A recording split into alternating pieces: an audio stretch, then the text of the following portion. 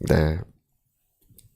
오늘 우리 1절에 나그네 이런 말을 사용했죠. 이제 그 말이 이제 3절, 4절에도 계속되고 있습니다. 그래서 우리 하나님을 찬송하리로다. 예수 그리스도의 부활하심으로 말미암아 죄로 죽은 우리의 영혼을 살리셨다는 것입니다. 너희를 살리셨도다. 정말 저는 그게 얼마나 감사한지 몰라요. 요즘에 세상 감사합니다.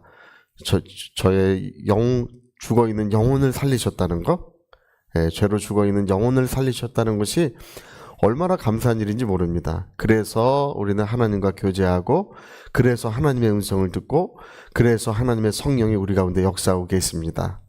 죄로 죽었던 나의 영혼을 예수님이 부활하심으로 말미암아 나의 영혼을 다시 살리신 거예요.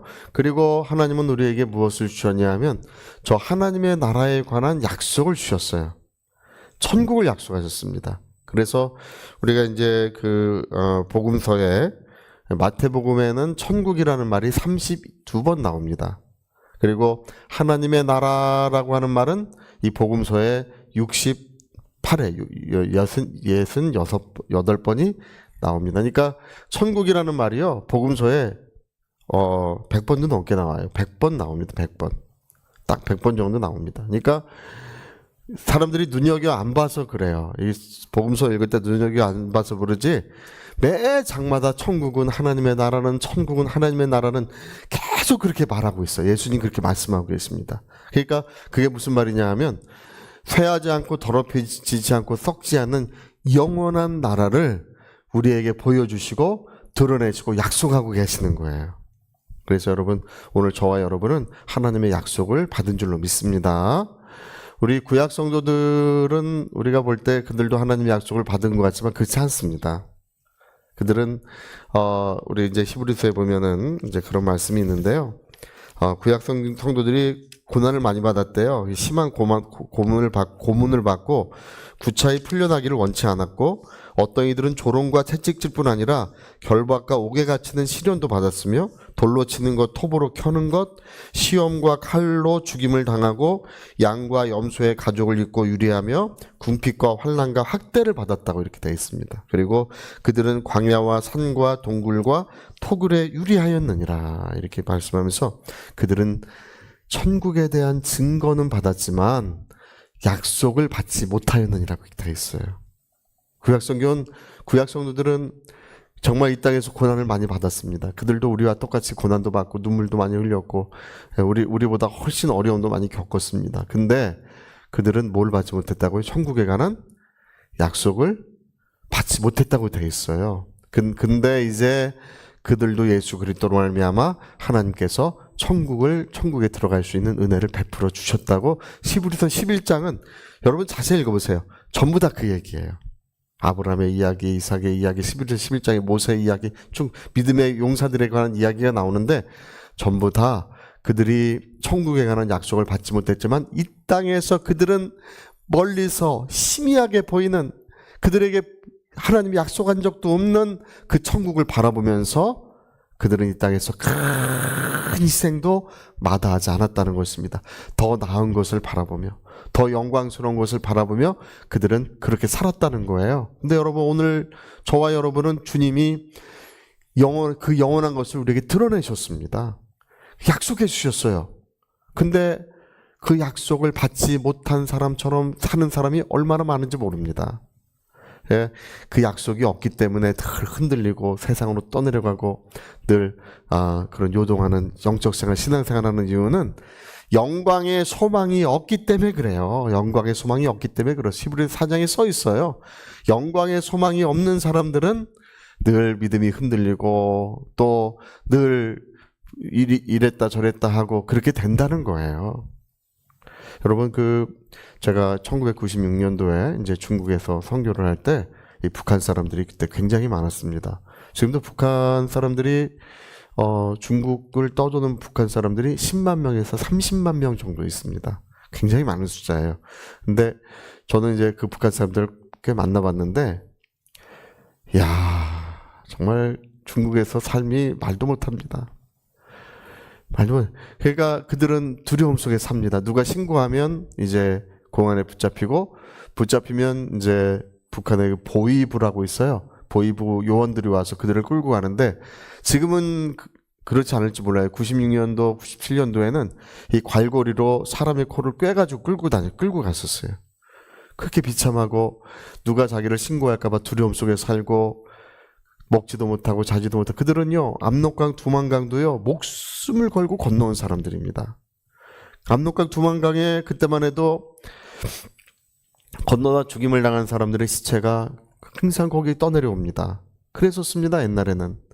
지금은 모르겠어요. 제가 이제 그 일에 대해서 이제 잘 모르니까 그때는 그랬어요. 그래서 거기서 북한 사람 만나서 전도도 하고 했는데 그때 전도하신 분 중에 한 분은 이제 참 신기하더라고요. 전도한 지 1시간 만에 예수님을 영접하고 정말 복음을 받아들인 분이 있었는데 그분은 지금 우리나라의 그 신학대학의 교수님으로 계십니다. 나중에 이제 우리나라 대사관에 들어와서 이제 그래서 그때도 이제 이렇게 복음을 전해서 열매를 맺은 기억이 지금도 생생히 납니다. 근데 그들은 무엇 때문에 자기 목숨을 걸고 압록강 두만강을 건너느냐 하는 거예요.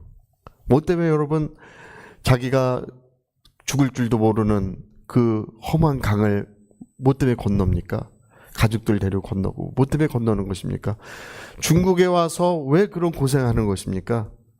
그들은 일할 것도 없습니다. 그리고 일해도 자기의 임금을 제대로 받지도 못합니다. 그냥 먹고 사는 것 자체가 너무 힘겨운 일이에요.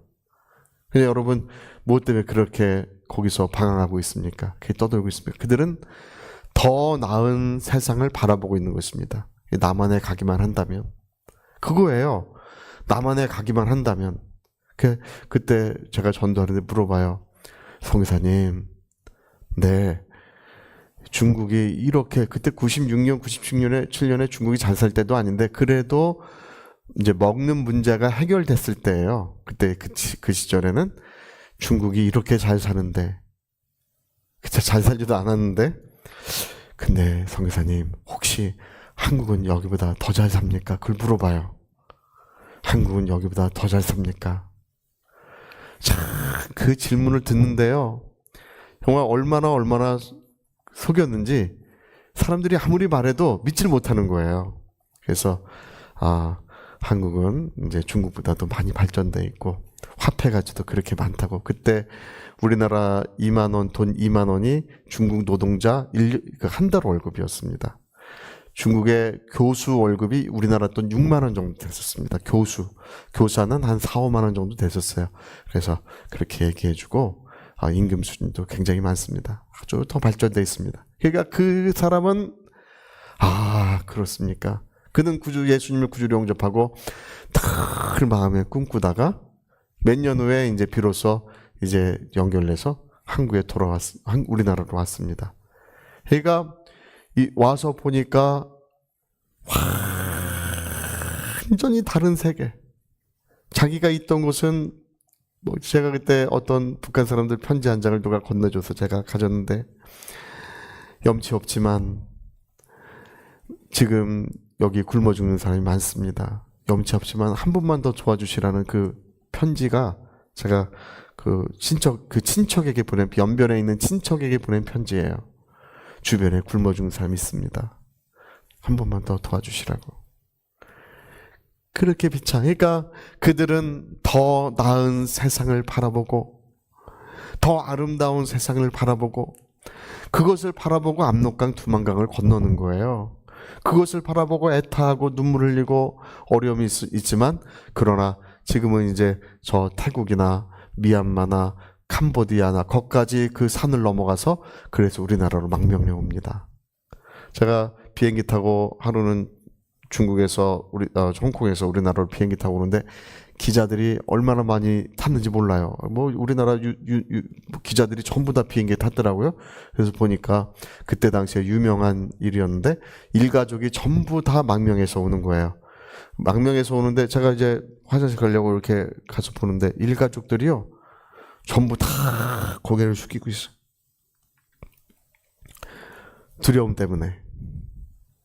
그런 두려움 때문에 고개를 탁 숙이고 기자들은 계속 우리 그 톨게이트 그 공항에서 나오는데 기자들이 깜짝 놀랐어요. 이 앞에 그냥 막 군대처럼 진치고 막 쫙 그 찍는데 깜짝 놀랐어요.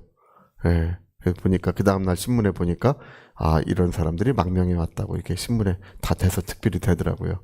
그때만 해도 이제 그게 대단한 일이었어요. 예. 그들이 더 나은 세상에 온 거예요. 정말 먹을 것도 풍부하고 부족함이 없고 정말 얼마나 좋습니까? 여러분 오늘 우리가 그렇습니다. 우리는 지금 죄 많은 세상 살아가고 있습니다. 어려운 세상 살아가고 있습니다. 그러나 오늘 성경이 말씀한 것처럼 썩지 않고 더럽히지 않고 또 쇠하지 않는 영원한 나라를 하나님이 우리를 위하여 간직하고 계시느니라. 간직하고 계시느니라. 우리는 그 나라에 대한 하나님의 약속을 받은 사람들입니다.